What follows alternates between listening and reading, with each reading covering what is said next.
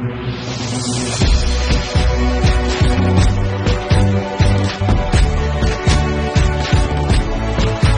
Nam ơi, Việt Nam ơi, tự hào hát mãi lên Việt Nam ơi, Việt Nam ơi, Việt Nam ơi, tự hào hát mãi lên Việt Nam ơi.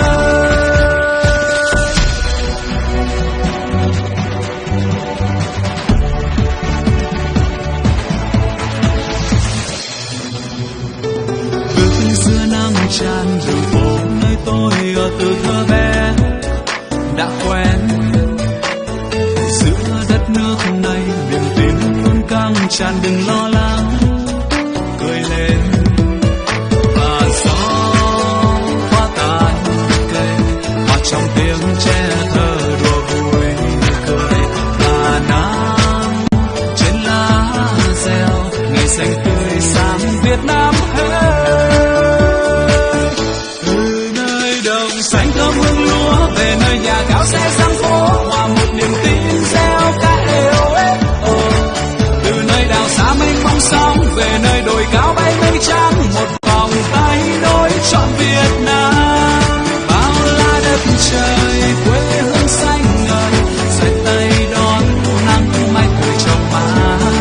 Bao nhiêu con người chung tay xây đời niềm tin đời một Việt Nam sáng tươi. Việt Nam ơi, Việt Nam ơi, tự hào hát mãi lên Việt Nam ơi, Việt Nam ơi, Việt Nam ơi, tự hào hát mãi lên Việt Nam ơi.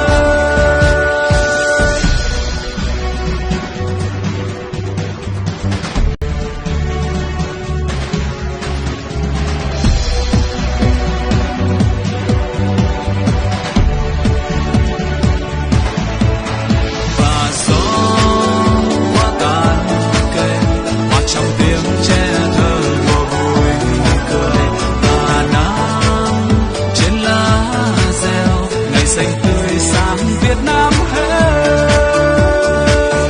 Từ nơi đồng xanh thơm hương lúa về nơi nhà cao xe sang phố, hòa một niềm tin reo ca êu ế. Từ nơi đảo xa mênh mông sóng về nơi đồi cao bay mây trắng, một vòng tay nối trọn Việt Nam. Bao la đất trời quê hương xanh ngời, xoay tay đón nắng mai cười trong má.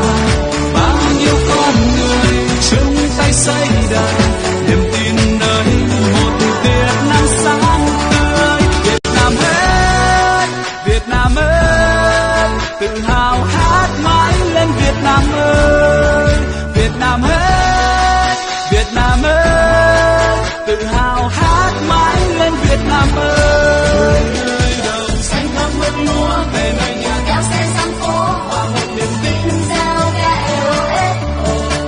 Từ nơi đảo xa mênh mông sóng về nơi đồi cao bay mây trắng, một vòng tay nối trọn Việt Nam.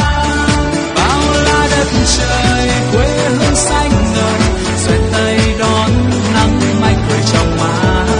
Bao nhiêu con người chung tay xây đời niềm tin đời một Việt Nam sáng tươi. Việt Nam ơi, Việt Nam ơi, tự hào hát mãi lên Việt Nam ơi, Việt Nam ơi, Việt Nam ơi, tự hào hát mãi lên Việt Nam ơi. Bước giữa nắng tràn đường phố nơi tôi ở từ thơ bé đã quen, giữa đất nước này niềm tin luôn căng tràn, đừng lo lắng